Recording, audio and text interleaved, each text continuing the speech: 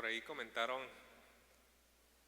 el hermano Arturo que el día de ayer tuvieron las damas su evento, muy bonito, ¿verdad? Gracias a Dios que pudieron disfrutar ese tiempo juntas las hermanas de aquí, las hermanas de San José, que bueno, y también hay una felicitación al cocinero que ayudó para hacer tanta comida para las hermanas y las hermanas que también estuvieron participando, hermana Julia ahí por la crema, las hermanas en la decoración, bueno, tantas hermanas que estuvieron trabajando, gracias a Dios por eso, gracias a Dios por sus vidas, hermanas. También nosotros los varones tuvimos nuestro tiempo por ahí y gracias a Dios un bonito tiempo.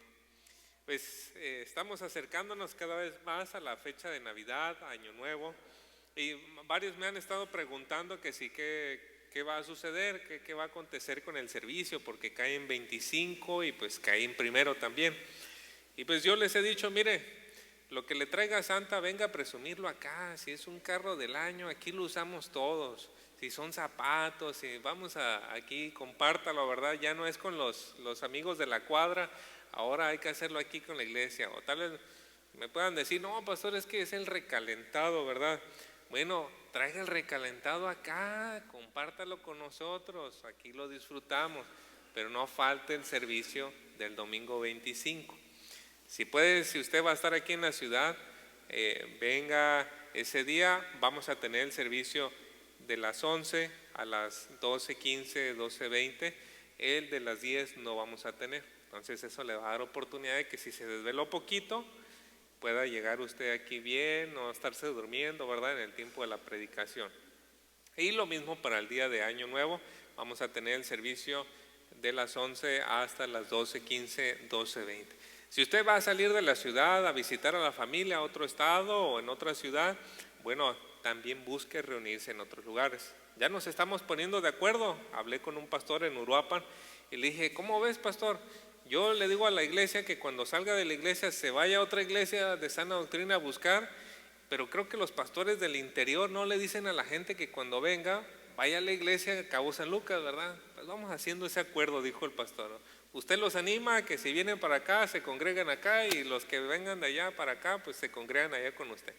Bueno, entonces estamos hallando acuerdo de que si no va a estar aquí, si haga el esfuerzo de buscar, porque bueno, no tenemos que dejar de alimentarnos espiritualmente. Esto es muy, muy importante. Bueno, ahí los comerciales, ¿verdad? Gracias a Dios por este tiempo que tenemos para la predicación, domingo 11 de diciembre.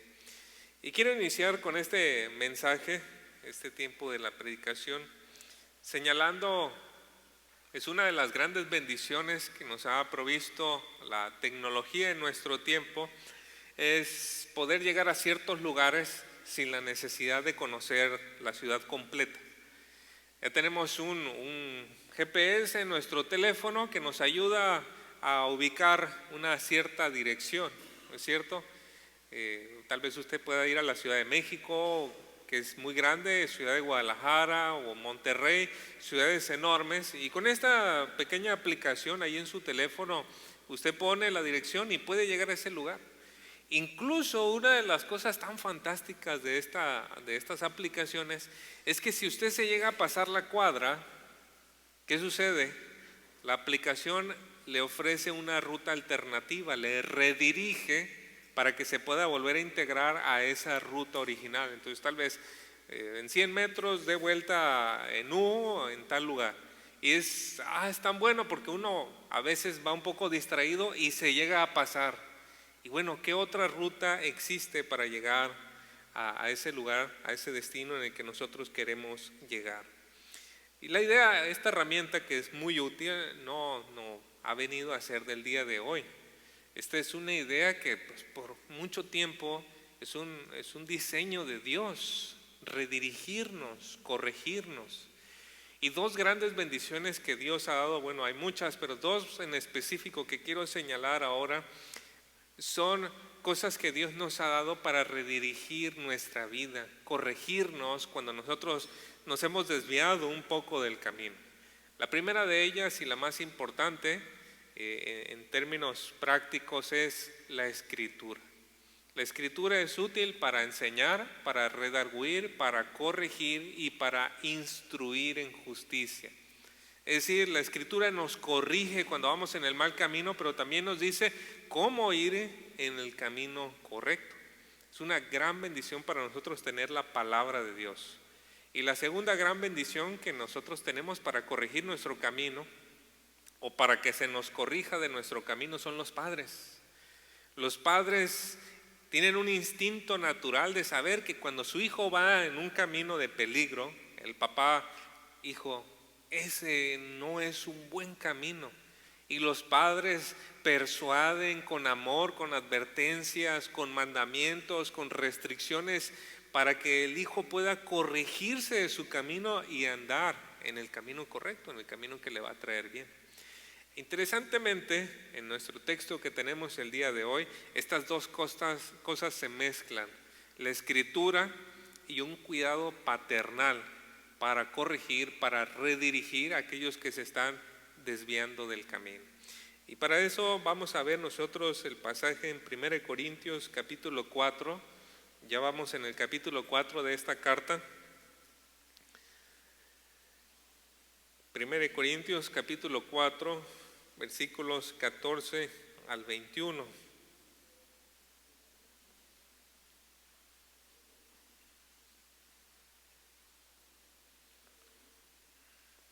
Es una carta bastante larga, 16 capítulos. Ya para cuando la estemos terminando, yo creo que los que van en preescolar van a estar casándose en la iglesia. Pero vamos avanzando bien en esto que nos parece de mucha importancia. 1 Corintios 4 del 14 al 21. Si usted lo encontró, le invito a que por favor se ponga de pie, y mientras doy lectura, si puede seguirme con su vista, por favor.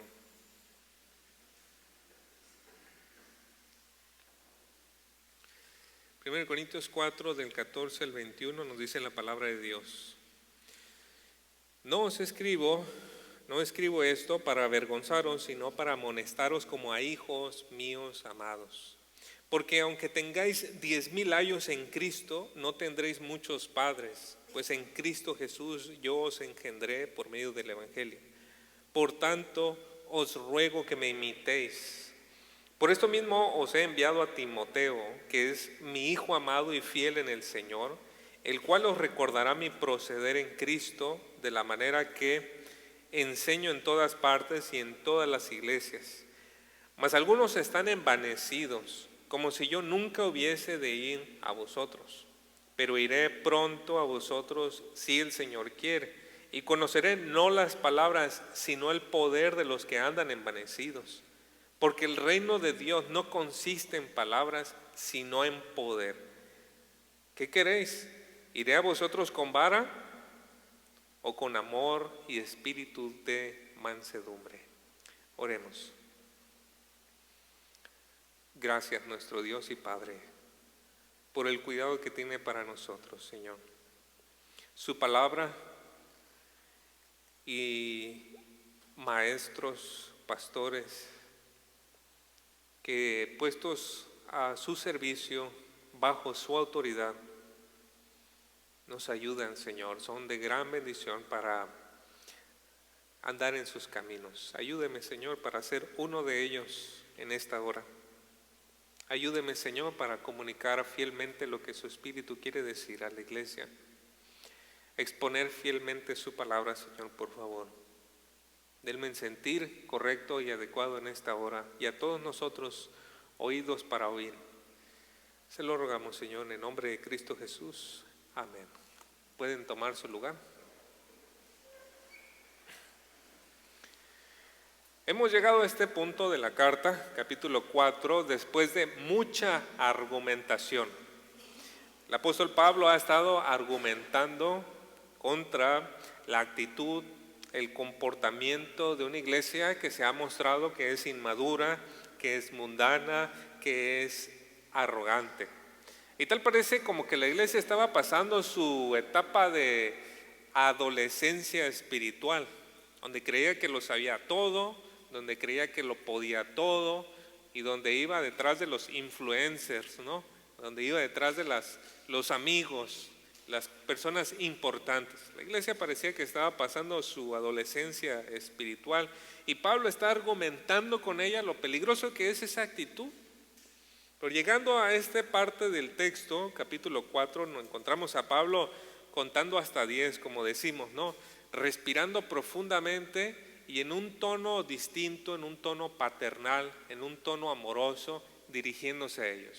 Y esto no le resta la fuerza y el poder con que ha estado llevando a cabo su argumentación. Al contrario, le muestra a los corintios que aquello que les ha estado diciendo se los dice porque está preocupado por ellos, porque los ama en verdad, porque quiere que ellos se puedan corregir en sus caminos. Es esa preocupación, ese corazón de Pablo el que quiere llevarse a ganar el corazón de ellos. De poco provecho es ganar un debate si no puedes ganar el corazón de tus hijos. Por ejemplo, si te pones a argumentar con ellos de por qué sí está bien o no está bien tal cosa, lo importante es que tú ganes el corazón, y para Pablo eso era lo importante, ganarse el corazón de ellos, el corazón de los corintios. Entendidas estas cosas, podemos dirigirnos a los 2 puntos que quiero señalar en nuestro texto. El primer punto tiene que ver con la corrección a través del ejemplo. Corrección a través del ejemplo, y el segundo punto es la corrección por medio del poder de Dios. Estas 2 ideas vamos a encontrarlas en nuestro pasaje. Primeramente hablemos acerca de la corrección por el ejemplo. En los versículos 14 al 17, empezando con el 14 nos dice: no escribo esto para avergonzaros. Cuando dice esto, Pablo se está refiriendo a lo anterior. ¿Y qué es lo anterior? Ya estuvo hablando nuestro hermano Robert. Versículos del 8 al 13, hay una serie de contrastes entre la situación que estaban viviendo los apóstoles y la situación que estaban viviendo los corintios. Los apóstoles, estaban sufriendo un montón de dificultades, carencias, difamaciones, toda clase de sufrimientos. Estaban puestos allí en el Coliseo, en la arena, batallando con muchas cosas.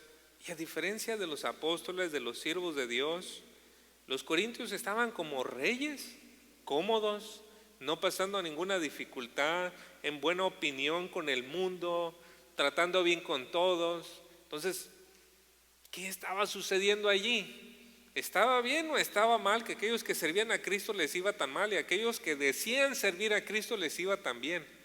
¿Había algo raro ahí? Sí.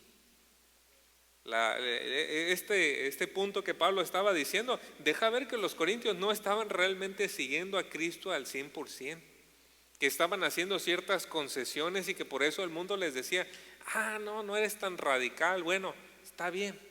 Y los cobijaba y estaban como bien con el mundo y creían que estaban bien con el Señor. Pero Pablo a través de eso le está diciendo: no.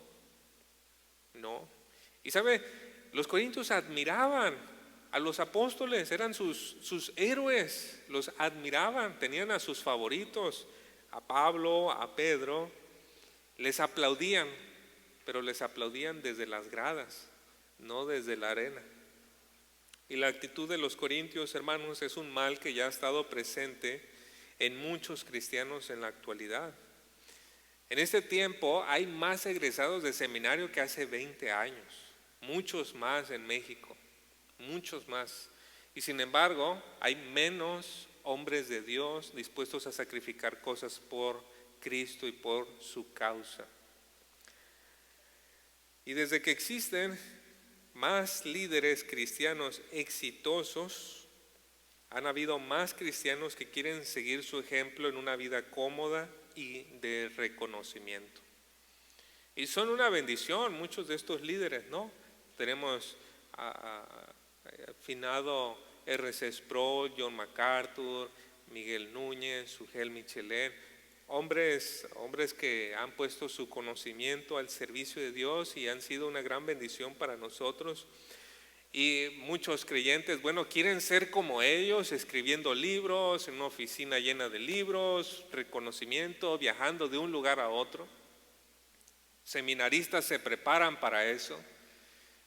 pero casi no se oye de egresados de seminario que quieran ser como el pastor que está en la sierra de Chihuahua llevando el evangelio para allá. ¿Por qué? ¿Por qué no hay gente que está así? Bueno, por una actitud, una tendencia, un pensamiento mundano. Y eso no está bien. Una época dorada en la iglesia, en la historia de la iglesia, fue cuando los líderes cristianos fueron los hombres que llegaron a donde nadie más podía llegar.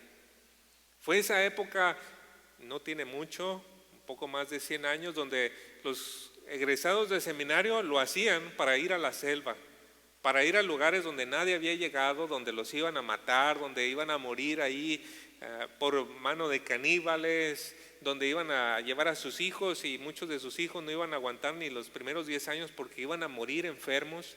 Esa fue la época dorada, y aquellos que consideraron a estos hombres como los héroes de la fe iban a los seminarios para ese propósito. Esa fue una época dorada. Y pensando así, nosotros podemos llegar a sentirnos avergonzados de nuestros tiempos.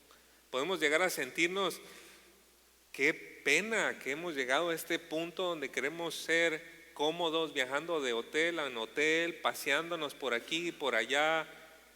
Qué vergüenza. Pero Pablo no tenía la intención de hacer sentir a la iglesia avergonzada por la condición en la que estaba. En lugar de ello, nos dice en el versículo 14 que les escribía para amonestarlos como a hijos míos amados. Noten ese afecto de Pablo, hijos míos amados. Pablo tenía un afecto muy profundo, un lazo muy cercano con los corintios. Y él les escribía para amonestarlos. La palabra ahí es nuceteo y significa no tanto amonestar, porque para aquellos que les gusta el fútbol, amonestar es cuando llega el árbitro, ¿no? Y saca la tarjeta amarilla o tarjeta roja y pensamos, Pablo dice, no les escribo para avergonzarlos, pero sino para amonestarlos. No, Pablo, pues mejor avergüénzanos, ¿verdad? No, la palabra nuceteo tiene la idea más, es compuesto de dos palabras que significa poner en la mente, depositar en la mente. Y es una manera de hablar muy persuasiva para corregir a una persona. Aquellos que se dedican a las ventas ponen esa necesidad en la mente de las personas para que al final, ¿dónde firmo, verdad? Sí, sí lo quiero. Ponen esa necesidad, son persuasivos. Y cuando Pablo habla acerca de esto, de amonestar, la idea es hablar en una manera persuasiva con la intención de que cambien lo que están haciendo. Es la tarea de los padres usar esta manera persuasiva. Efesios 6:4 nos dice, y vosotros padres, no provoquéis a ira a vuestros hijos, sino criadlos en la disciplina e instrucción. La palabra ahí es nuceteo. Críenlos en una manera en que su enseñanza sea persuasiva en la mente de ellos. No simplemente les digan, no hagas eso, hijo. Persuádanlos en una manera en que corrijan su camino. Es la idea, la instrucción del Señor. Entonces Pablo les había escrito lo anterior con el propósito de corregir a los hermanos como un padre lo hace con sus hijos. De ahí que después les escribió en el versículo 15, porque aunque tengáis 10,000 años en Cristo, no tendréis muchos padres. Aquí Pablo enfatiza esa relación que tenía con los corintios. Aunque tengan 10,000, una exageración, años, bueno, hay pocos padres. La palabra ayo es la palabra pedagogos, donde tenemos nosotros la palabra pedagogo. Y según el comentario de un hermano, Simon Kistemaker, a riesgo de haberlo pronunciado mal, ¿verdad? Era un esclavo doméstico el ayo, o una persona libre que llevaba y traía de la escuela al niño o los niños de padres pudientes. Se le nombraba como el tutor o curador del niño en materias de buena conducta. Tenía autoridad para regañarlo cuando fuese necesario, para cuidarlo de peligros y de malas compañías, y para despertar su interés en la gramática, la dicción y la forma correcta de expresarse. Ayudaba al niño a hacer sus tareas, lo cuidaba si estaba enfermo y velaba por él hasta la adolescencia. Y la iglesia tiene muchos hombres así, pedagogos, ayos. Uno los puede poner ahí en el YouTube, ¿verdad? Y encontrar predicadores buenos de la palabra, predicadores famosos que nos instruyen, nos guían, nos dicen no hagas esto. Pero padres no. Ese hombre que ves en YouTube no va a orar por ti. Si estás enfermo, él no se va a preocupar por ti. Él no va a estar en tu momento de mayor debilidad. Él no va a estar ahí. Padres es una cosa distinta, ¿no? Y Pablo dijo, ustedes pueden tener muchos de estos grandes hombres, pero ¿cuántos padres realmente tienen? Nuestro Señor dijo en Mateo 23:9, no llaméis a nadie Padre vuestro en la tierra, porque uno es vuestro Padre, el que está en los cielos. Pablo no está desobedeciendo esa orden del Señor, esa declaración. En esa declaración del Señor en Mateo 23, Él está diciendo, no dejen que nadie ocupe el lugar de Dios en sus vidas. Nadie que quiera llamarse Padre y se ponga a la altura de Dios, no. Pablo no se está poniendo a la altura de Dios. Él está diciendo que su trabajo con ellos de hablarles el evangelio es como un padre que engendra a hijos en Cristo. Ahí nos dice en el versículo 15, ¿no? Pues en Cristo Jesús yo os engendré por medio del evangelio. Así que la tarea de Pablo fue esta: hablar el evangelio y enseñarle a la gente a aplicar el evangelio a su vida. Y en ese sentido él fue un padre. Va a decir usted, pastor, ¿qué es el evangelio? Importantísimo. ¿Qué es el evangelio? Es esas respuestas que usted dice, sí me la sé, y cuando la tiene que contestar, resulta que no se la sabe. Esas preguntas que ya cree que tiene la respuesta, pero no. Pero por lo menos hay 4 cosas que podemos señalar acerca del evangelio. El evangelio que Pablo le predicó a los corintios es el evangelio que revela el pecado y el problema del hombre delante de Dios. El evangelio que Pablo le predicó a los corintios es que vendrá un día cuando Dios juzgará a todos los hombres conforme a sus obras. El evangelio que Pablo le predicó a los corintios es que hay un Salvador, el único Salvador que vino a este mundo, se humilló y con su muerte pagó el precio de los pecados del hombre. Pablo les dijo que ese Salvador murió, pero que también resucitó y ascendió como garantía de nuestra salvación. Finalmente, Pablo les habló este evangelio y les llamó a arrepentirse de sus pecados y confiar en el Salvador Jesucristo para que entonces puedan ser reconciliados con Dios.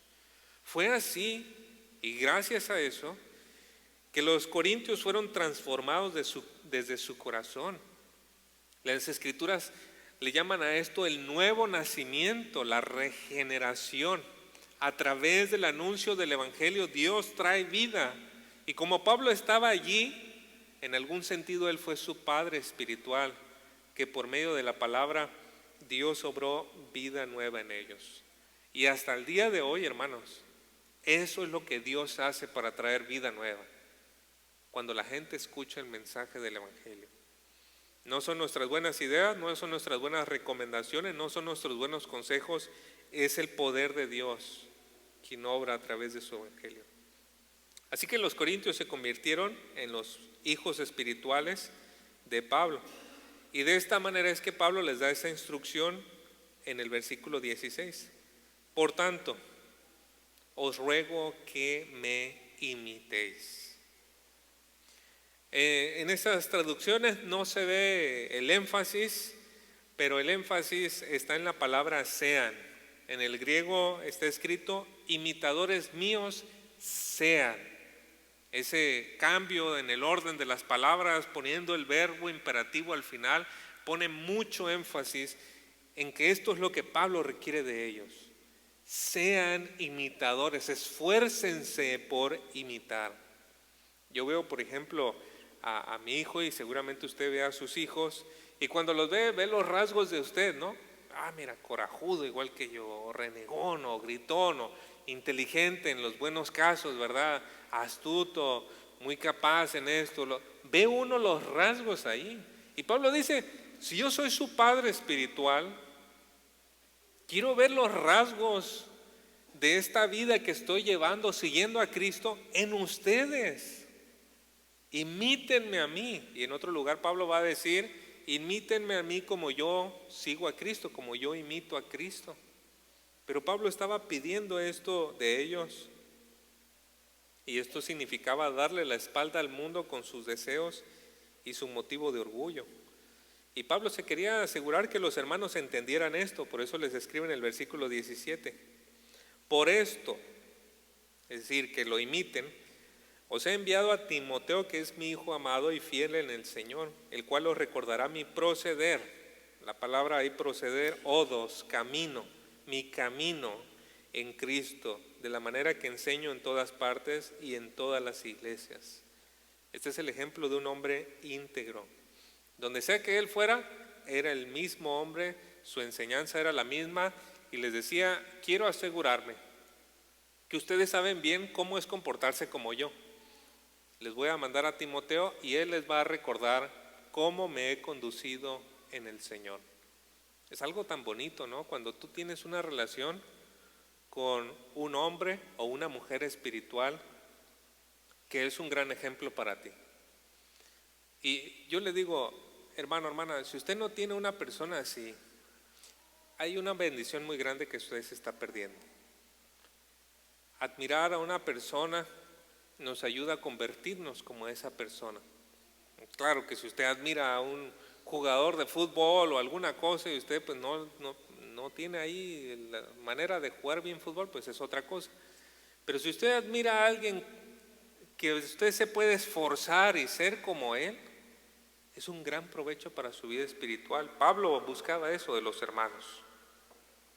Bueno, hasta aquí hemos observado cómo Pablo, con una preocupación de padre espiritual, le escribe a los hermanos para corregirles, exhortándoles a seguir su ejemplo. El siguiente punto continúa con el tema de la corrección. Y ahí vamos a ver en segundo lugar, corrección por el poder de Dios.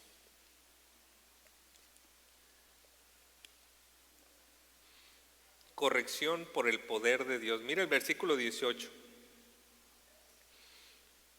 Mas algunos están envanecidos, como si yo nunca hubiese de ir a vosotros. Algunas personas aprovecharon esta ausencia de Pablo para envanecerse. El significado primario de la palabra envanecerse es la palabra inflar. Es interesante eso. Estas personas, tal vez algunos hermanos y otros no en la iglesia, estaban inflados, estaban hinchados. ¿De qué? No de la comida, de orgullo. Estaban hinchados de orgullo, que Pablo no estaba y entonces, ya no está Pablo. No, pues yo sé más, yo conozco más. Y por su conocimiento empezaron a tomar posiciones de liderazgo y exigirle a la gente que hiciera tal o cual cosa.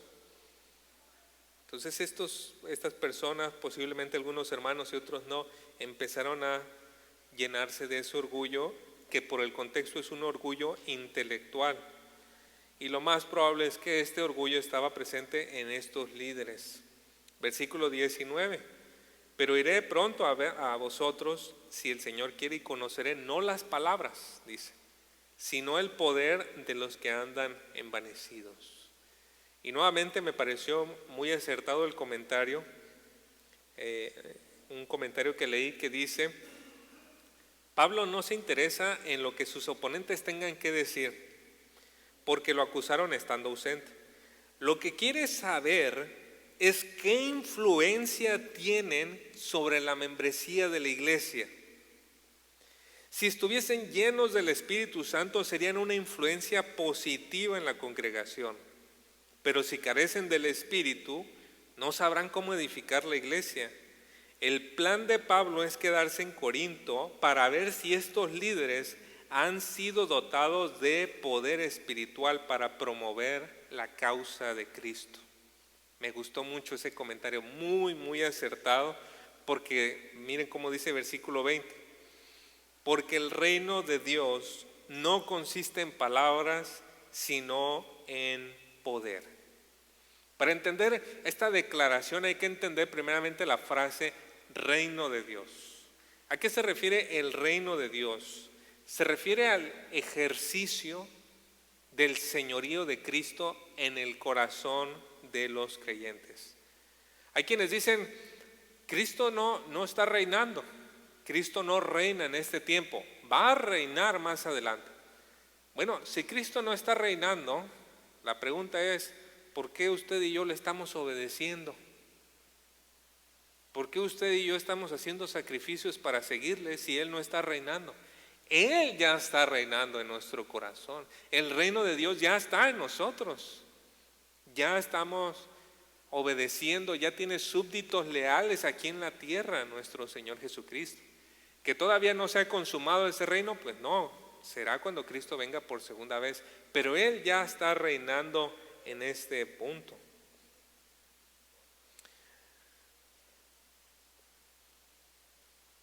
¿Quiere saber usted dónde está reinando Cristo? Pues no es, hermanos, no es donde hay mucha espiritualidad sin obediencia. Palabras bonitas, palabras teológicas y mucha espiritualidad, pero no hay obediencia. Ahí no está el reino de Cristo, ahí no está el reino de Dios. Usted puede saber mucho de teología, pero si no está en obediencia, allí no está el reino de Cristo, el reino de Dios. Usted puede ir a una iglesia donde se hable tan excelente exégesis, donde se explique tan perfectamente la palabra de Dios, pero si la iglesia no está en obediencia, allí no está el reino de Cristo. ¿Quiere saber dónde está el reino de Cristo? El reino de Dios está donde el varón de la casa tira todas sus botellas de alcohol, donde la hermana busca a otras hermanas para animarles y no para contarse chismes. El reino de Cristo está donde los jóvenes borran sus aplicaciones de redes sociales para tener tiempo para orar, donde los jóvenes deciden mantenerse puros para el matrimonio, donde los jóvenes no cortejan con no cristianos, donde los esposos sirven a sus esposas, donde las esposas se sujetan a sus esposos. Allí reina Cristo, ahí está el poder de Dios. Porque hacer unas pocas cosas para mejorar nuestra vida, eso lo hace cualquiera, hermanos. Pero que Cristo reine significa que hay medidas radicales que tomamos donde se puede ver claramente que alguien está en control de nuestra vida. Y ese es Cristo. ¿Qué error es el de aquellos que creen que el poder de Dios se trata solamente de milagros y de sanidades? Hay gente que lucra con este versículo, ¿no? El reino de Dios no consiste en palabras, consiste en poder. Entonces no vamos a usar la Biblia, no va a haber predicación, va a haber milagros y sanidades. Ah, sí, pero al final de todo eso, por favor, depositen sus 3 ofrendas y váyanse con los bolsillos vacíos. Esa es una falsedad, es un error de Satanás, es un engaño de Satanás hacia la iglesia. El reino de Dios no consiste en palabras, pero no se refiere a la Biblia, se refiere a simplemente repetición de conceptos bíblicos. La palabra de Dios es central y muy importante en la iglesia. El reino de Dios no consiste en palabras, consiste en el poder de Dios, el Espíritu Santo usando su palabra para aplicarlo al corazón de la iglesia. En eso consiste el reino de Dios. ¿Cómo vamos a ver, hermanos, en nuestra iglesia un pedazo de cielo? ¿Cómo vamos a ver la escalera de Jacob de aquí al cielo, hermanos? Por nuestra obediencia, por nuestra sujeción al señorío de Cristo. Así es como vamos a ver que los ángeles van a andar paseándose aquí. ¿Por qué? Porque se van a sentir cómodos como en el cielo, donde Dios reina y sus ángeles obedecen en perfecta obediencia. Y se va a sentir entre nosotros, hermanos, un pedazo de cielo entre nosotros si Cristo reina en nuestros corazones de esa manera, donde no le ponemos restricción, donde decimos, Señor, aquí está toda nuestra vida. Así que el poder en que consiste el reino de Dios en nosotros es una obediencia firme y radical. Oh hermanos, que el Espíritu Santo nos bendijera, ayudándonos, no con el problema de la espalda, con el dolor de cabeza que traemos, ayudándonos, hermanos, a poder tener una decisión firme en nuestras vidas, de seguir a Cristo, cueste lo que nos cueste. Que pudiéramos salir de aquí en este día sabiendo que hay un pecado que nosotros estamos teniendo y que sabemos que hay una cosa que nos orilla al pecado y decir, lo voy a hacer, voy a quitar eso. No importa cuán radical sea, no importa, voy a hacer eso y mostrar así que Cristo reina en nuestros corazones. Al decir estas cosas, hermanos, cuando Pablo le decía a la iglesia, Pablo le daba en qué trabajar a la iglesia hasta el tiempo en que él llegara y que la iglesia pudiera hacer los cambios correspondientes. Versículo 21 dice, ¿qué queréis? ¿Iré a vosotros con vara o con amor y espíritu de mansedumbre? La actitud en la que permaneciera la iglesia iba a definir la manera en que Pablo iba a tratar con ellos. Y hay que recordar aquí, hermanos, que aun si yo o alguno de los líderes no se entera de cómo está su condición espiritual, Dios sí lo sabe. Y cuando llegue la visitación de Dios, el tiempo en que Dios tenga que evaluar nuestra iglesia y no nos encuentre que estamos a la altura, bueno, Él va a tratar y va a disciplinarnos a cada uno de nosotros. Y va a lidiar con nuestro pecado. Y claro, lo hará en mucho amor, pero Dios tratará con nosotros. Hebreos 12:7 dice, es para su corrección que sufren. Dios los trata como a hijos, porque ¿qué hijo hay a quien su padre no discipline? Amados hermanos, lo mejor que nos puede pasar es que si nosotros nos estamos desviando del camino, Dios nos corrige inmediatamente. Pero lo mejor de eso es que Dios no nos tenga que corregir, sino que nosotros nos encontremos en el camino de rectitud, de justicia del Señor. Y al vivir así podemos ver el rostro de Dios y tener su favor hacia nosotros. Quiero empezar a concluir con este mensaje, hermanos. Hemos visto a lo largo de este mensaje cómo el apóstol Pablo, con un amor paternal, busca corregir a sus hijos espirituales. Hemos observado cómo busca corregirlos primeramente mediante su ejemplo. Imítenme a mí, dijo Pablo, ¿no? Y también busca corregirlos ayudándoles a ellos a que el poder de Dios esté en sus vidas y que ellos puedan entonces andar bajo el señorío de Cristo. Ambas cosas van de la mano. Rara vez una iglesia donde reina Cristo, rara vez habrá una iglesia donde reina Cristo mientras los pastores viven en maldad. Igualmente en nuestro hogar, ¿no? Rara vez los hijos van a andar en obediencia si nosotros andamos también en desobediencia. Entonces el Señor usa el ejemplo. Dios nos hace un llamado a vivir vidas santas, hermanos, a darle las riendas de nuestra vida a Cristo. Y para todo esto el pecado nos engaña de muchas maneras, ¿no es cierto? Nos hace pensar que no podemos vivir sin Él. ¿Cómo vas a dejar ese gusto que te das, ese placer que te das?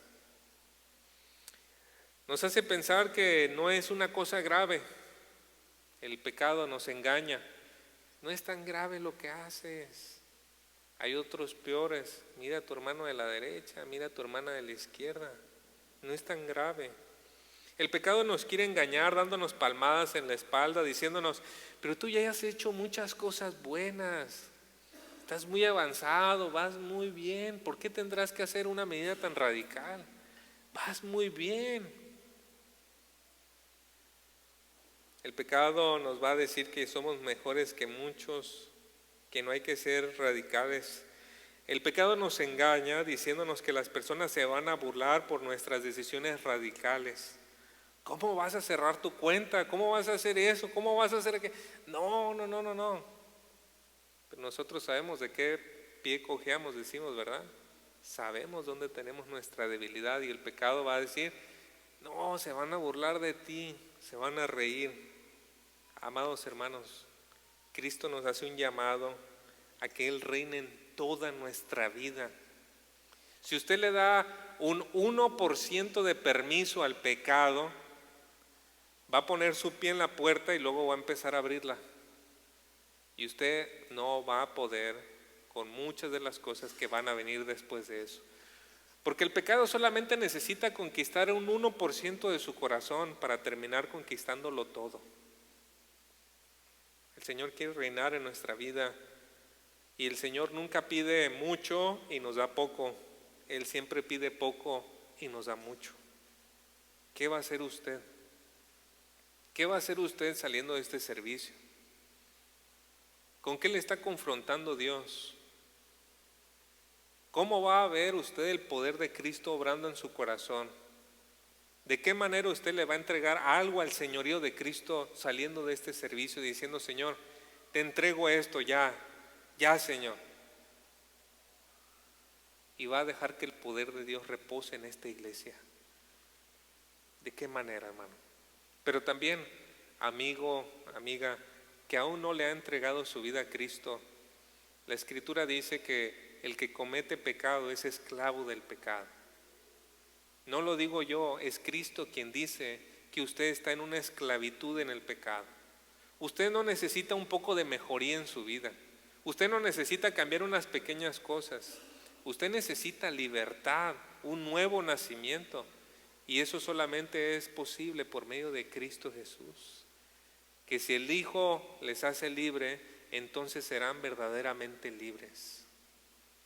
Entonces eso que tú no puedes dejar, Cristo te puede ayudar a dejarlo y encontrar el verdadero gozo. No se engañe, querido hermano, querido amigo, pensando en que probablemente si su pecado no daña a nadie, usted puede continuar haciéndolo. No se engañe, porque su pecado afecta a Dios. Y el 99.99% de los pecados daña a otra persona. Y tarde o temprano usted va a cosechar lo que usted siembra. Decídase por Cristo. Vaya por Él. Búsquele a Él. Clame a Él. Invoque su nombre. Pídale: Señor, sálveme de mi pecado. Límpieme de mi maldad. Y el Señor lo hará, porque Él lo ha prometido. Oremos. Señor, que estas palabras lleguen a nuestro corazón y nos ayuden, Señor, a hacer cosas, atrevernos a hacer cosas grandes para Cristo. Qué bendición es que podemos tener maestros a quienes admiramos y que han hecho una obra fantástica, pero no nos permita, Señor, aplaudir desde las gradas. Ayúdenos a entrar en la arena con ellos y ser servidores suyos, Señor, y que Cristo reine en nuestros corazones. Que los ángeles puedan pasearse en esta iglesia, que así como se hace su voluntad en el cielo, se haga también en la tierra, en nuestros corazones, Señor. Ayúdenos para que Cristo reine. Y perdónenos, Señor, si llegamos a hacer y decir cosas a la ligera. Ayúdenos, Señor, que cualquier compromiso que hagamos sea de corazón y de labios y vayan de la mano. En el nombre de Cristo Jesús. Amén.